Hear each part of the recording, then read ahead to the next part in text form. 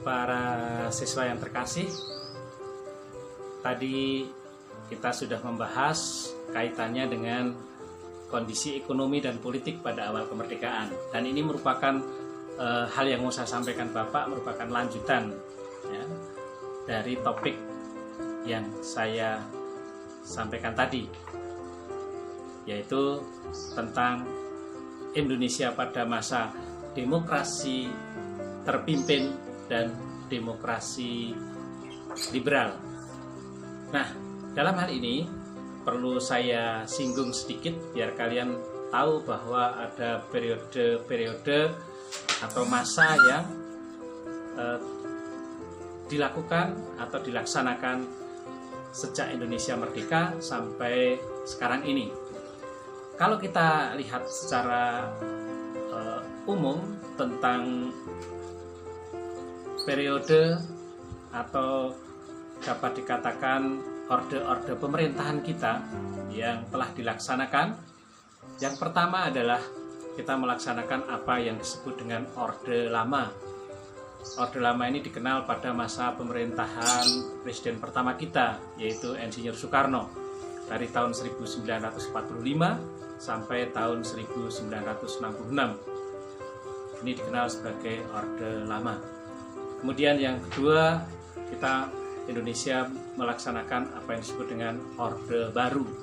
Orde Baru ini berlangsung cukup lama, ya, 32 tahun, dari tahun 1966 sampai tahun 1998.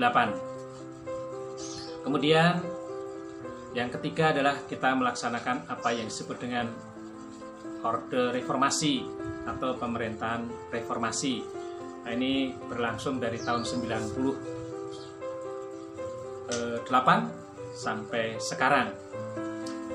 Nah, tetapi kalau kita lihat ya, beberapa orde atau periode dalam bidang pemerintahan tadi, pada masa Orde Lama kita mengenal apa yang pernah dilakukan, yaitu demokrasi terpimpin dan demokrasi liberal.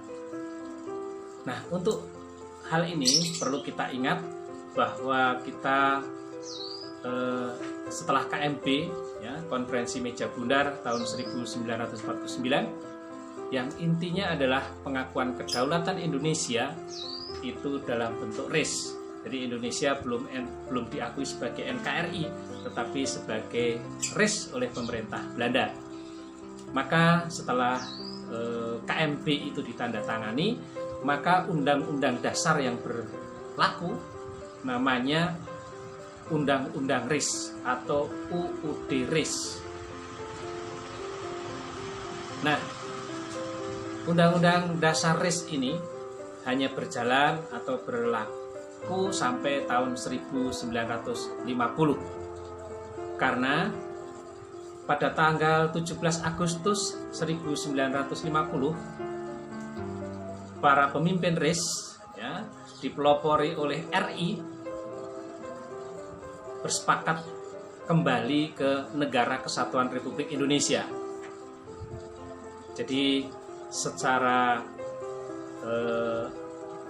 sepakat para pemimpin negara bagian itu membubarkan RIS, kemudian ingin kembali ke Negara Kesatuan Republik Indonesia sesuai dengan cita-cita didirikannya negeri ini. Kemudian kalau kita lihat, tadi sudah saya singgung kaitannya dengan sistem demokrasi liberal atau sistem pemerintahan parlementer. Itu berlangsung dari tahun 1950 sampai tahun 1959. Nah, dalam pemerintahan sistem parlementer ini, perlu kalian ketahui, sistem parlementer yang diterapkan di Indonesia itu tidak murni parlementer seperti yang diterapkan di Eropa. Tetapi kita dalam tanda kutip sistem parlementer tidak murni, ya. Maka kalau kita lihat ada ciri-cirinya antara lain Dalam sistem parlementer itu kalau kita pahami, kepala pemerintahan itu ada di tangan Perdana Menteri. Kemudian para menteri itu diangkat oleh Perdana Menteri. Nah, kemudian para menteri-menteri itu bertanggung jawab kepada Perdana Menteri karena dia yang mengangkatnya. Kemudian kalau kita lihat pelaksanaan di Indonesia sedikit berbeda karena Perdana Menteri atau Kepala Kabinet itu diangkat oleh Presiden. Maka penerapannya kita tidak murni parlementer seperti yang di Eropa. Nah, untuk lebih jelasnya nanti dilihat, kamu cari bagaimana ciri-cirinya. Tadi saya memberikan beberapa contoh. Nah, kemudian yang berikutnya, Undang-Undang Dasar kita yang dipakai ya, antara tahun 50 sampai tahun 59 adalah Undang-Undang Dasar sementara. Maka perlu digarisbawahi kata sementara. Berarti kata sementara itu pada suatu waktu akan diubah, akan dicari pengganti yang dianggap paling baik. Maka namanya Undang-Undang Dasar sementara. Nah, dalam pelaksanaan demokrasi liberal kita, maka disebut dengan sistem demokrasi ini demokrasi liberal, sistem pemerintahnya parlementer. Maka menganut sistem multipartai, ya, boleh partai-partai itu berdiri. Maka jumlahnya sangat banyak partai-partai itu. Terbukti pada masa pemilu tahun 55, ya, pemilu pertama itu pesertanya sangat banyak.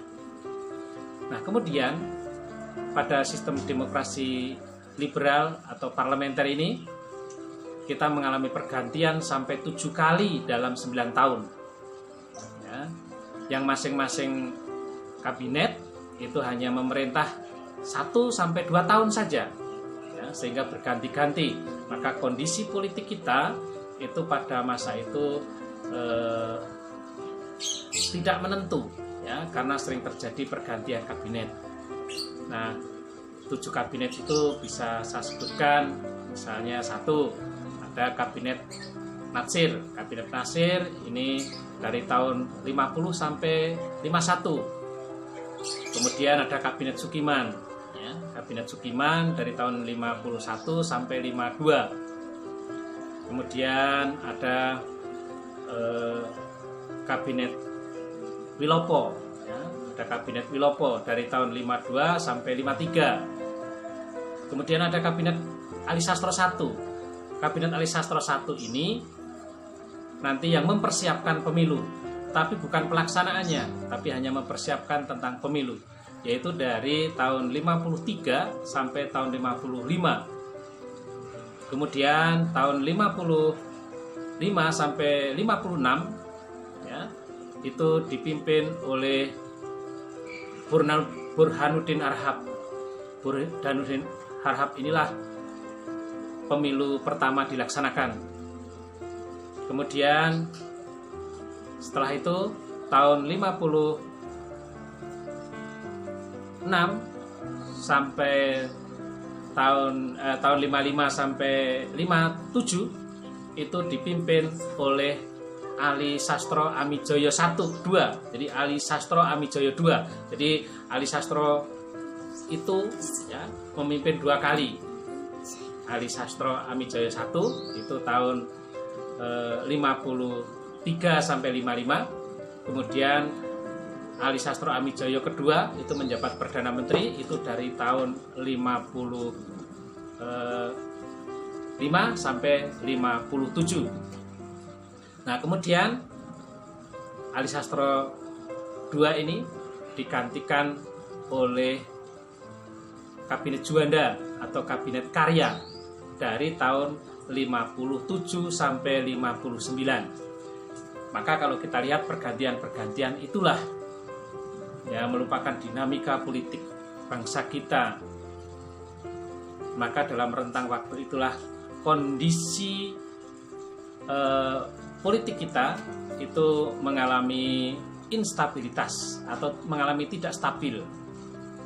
Apalagi Dewan Konstituante yang merupakan hasil pemilu tahun 1955 yang punya tugas untuk menyusun undang-undang dasar baru itu tidak terlaksana dengan baik. Bahkan dikatakan dalam hal ini adalah Dewan Konstituante gagal melaksanakan tugasnya. Dalam kondisi itulah nanti Presiden Soekarno itu mengambil alih sehingga dia mengeluarkan dekret Presiden 5 Juli 59. Nah, dekret Presiden inilah mengakhiri kaitannya dengan sistem demokrasi liberal atau sistem pemerintahan parlementer. Dekret Presiden 5 Juli 59 berisi 3 hal penting. Yang satu adalah kaitannya dengan tidak berlakunya Undang-Undang Dasar sementara tahun 1950. Yang kedua adalah berlakunya kembali Undang-Undang Dasar 1945. Kemudian membubarkan Dewan Konstituante, dan yang berikutnya adalah dibentuknya MPRS dan DPAS. Nah, terkait dengan masa demokrasi liberal itu ada peristiwa penting tadi sudah saya singgung, yaitu kaitannya dengan pelaksanaan pemilu pertama di Indonesia tahun 1955, dilaksanakan pada masa Burhanuddin Harahap sebagai kabinet, dan pemilu itu dilaksanakan 2 tahap. Tanggal 29 September tahun 1955 itu memilih calon anggota legislatif, dan tahap yang kedua adalah dilaksanakan pada tanggal 15 Desember tahun 1955 untuk memilih anggota Dewan Konstituante, yang mana nanti tugasnya gagal, maka Presiden mengeluarkan dekret tadi 5 Juli 59. Nah, dalam pemilu 55 itu Partai Komunis Indonesia atau PKI itu mendapatkan urutan keempat terbesar, ya, jadi urutan 4 besar di perolehan suara pada tahun 1955. Maka inilah nanti kalau kita lihat dalam percaturan politik, Partai Komunis itu semakin percaya diri, maka kiprahnya ya, bisa kita lihat nanti di materi yang berikutnya, yaitu kaitannya dengan Indonesia pada masa demokrasi terpimpin.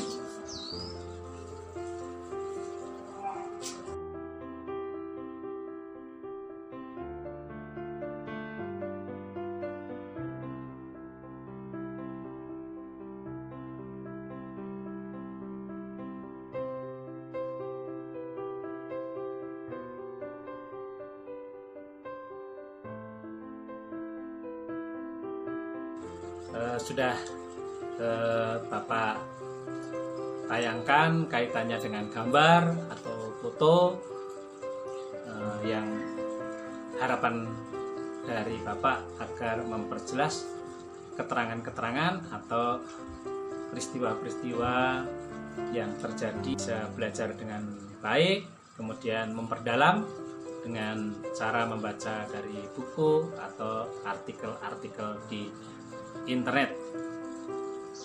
Terima kasih.